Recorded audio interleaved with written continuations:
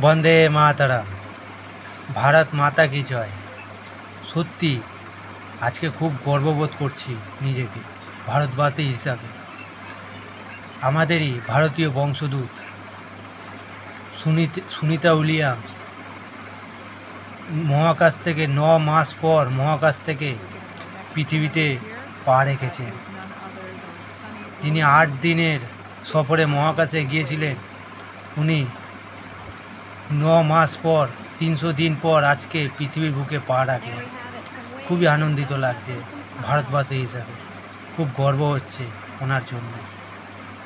এত ভালো লাগছে যে একজন মহিলা, একজন নারী হয়ে এত শক্ত একটা কাজ মহাকাশে থাকা থেকে পৃথিবীর বুকে এসেছে।